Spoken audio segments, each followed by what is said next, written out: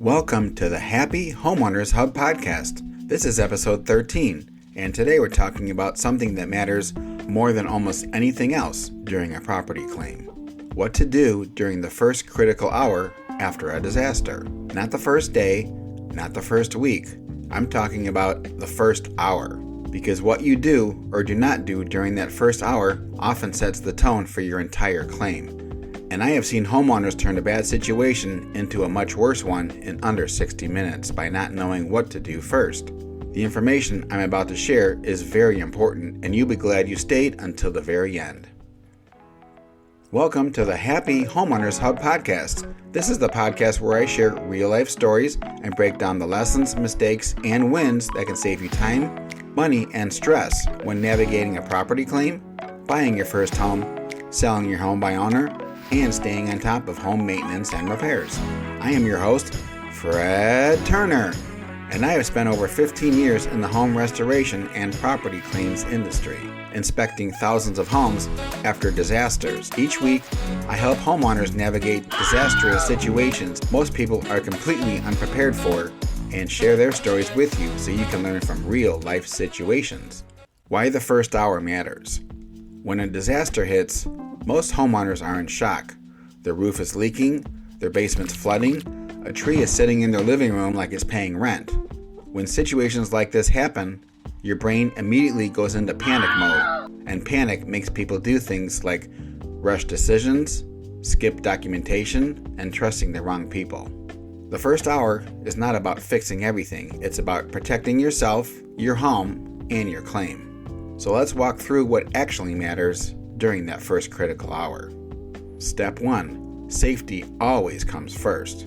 Before you think about insurance, photos, or phone calls, ask one simple question. Is everyone safe?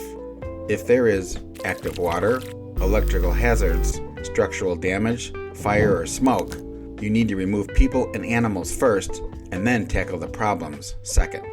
I know this sounds obvious, but you'd be surprised how many homeowners start grabbing towels while heading into the basement while they're standing in many inches of water almost up to the electrical outlets. Remember, your house is insured, but you're not replaceable.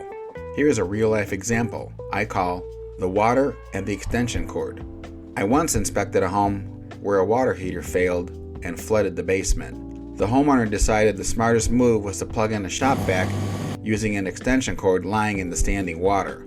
Nothing says, here's a problem, like electricity and water shaking hands. Thankfully, no one was hurt, but the lesson was clear. Do not become part of the claim. If the situation is unsafe, step back, think for a moment, and call a professional if you need help. Step 2. Stop the bleeding if it's safe to do so. Once everyone is safe, the next goal is to prevent further damage. This may include shutting off the water, placing a bucket and tarp under the leak, covering a roof opening with a tarp, and moving undamaged items out of harm's way. Insurance policies expect homeowners to take reasonable steps to prevent further damage. Reasonable does not mean heroic. It means be smart and be safe. If you can stop the damage without risking injury, do it. If you cannot, document it and wait for professionals to help. Here's real-life example number 2. I call this one the roof that turned into a ceiling claim. After a storm, a homeowner noticed a small hole in their roof. Instead of addressing it, they decided, I'll deal with it later. Later turned into another huge rainstorm, and the heavy rain turned into a room with a collapsed ceiling and attic insulation all over the whole room. A small roof claim turned into a huge disastrous interior water damage loss. Insurance covered the full scope of damage, but the additional damage raised some serious questions, and the insurance company could have denied part of the claim for homeowner neglect after the initial leak was detected. The lesson here is simple. Because the homeowner did not take action to prevent further damage after the initial roof leak was detected, the additional subsequent damage could have been avoided and could also have been denied by the insurance company. Small actions early prevent big problems later. Step number 3. Document before you touch anything. This is where most homeowners mess up. Before cleanup turns into a full renovation, you need to document. Take photos, take videos, take wide shots and close-ups of the damaged areas. Leave the damaged items in place before you document. You do not need professional photos. Your phone is more than enough. Think of it like this. If you had to explain this damage to someone who has never seen your home, what would they need to see? This is what you're documenting. Something I often ask customers is this. Do you have any photos of the damaged rooms before the mitigation company removed all the walls and ceilings? This is especially important in kitchens where all the cabinets have been removed. Here is real-life example number 3 I call the cleanup that erased the evidence. A homeowner experienced a sewer backup. Before taking photos, they cleaned everything. They scrubbed, they disinfected, and removed all the damaged items. By the time the adjuster arrived, there was no visible damage evidence. The claim was heavily delayed and severely reduced because the damage could not be verified at the time of the inspection, and there was no documentation proving how severe the damage was. The big lesson here? Clean after you document, not before. Step number 4. Don't make big decisions in the first hour. The first hour is not the time to sign contracts, choose a contractor, agree to repairs, and make recorded statements. Disasters attract fast talkers like storm chasers, high-pressure contractors, people who just happen to be in the area. If someone pushes you to decide immediately, that's your sign to slow down. The right professionals will still be there tomorrow. Step 5. Make a short, smart call list. During the first hour, your call list should be short. Emergency services if needed, a trusted neighbor or friend, a trusted restoration professional, or your insurance agent or insurance company if appropriate. You do not need to tell your whole life story in that first call. Just stick to the facts. Stick to what happened, when it happened, the cause of the loss, and what damage is visible. Less emotion and more facts is what's needed.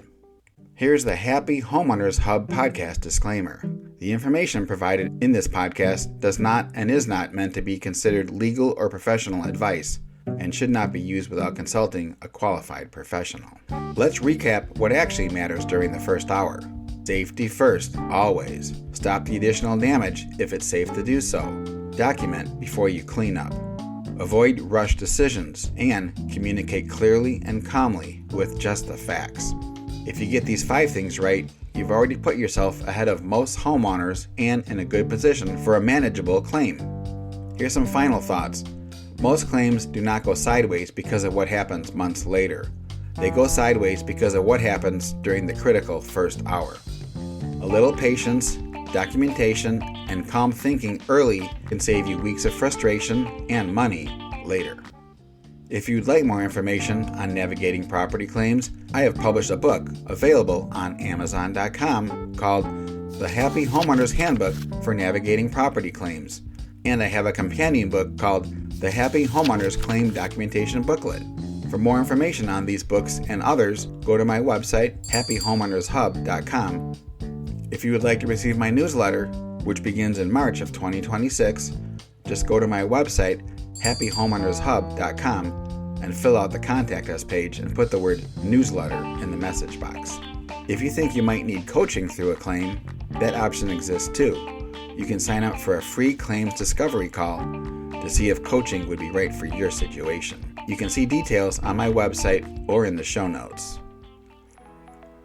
If you found this episode helpful, consider sharing it with someone else who owns a home, like a neighbor, a friend, a relative, or a coworker.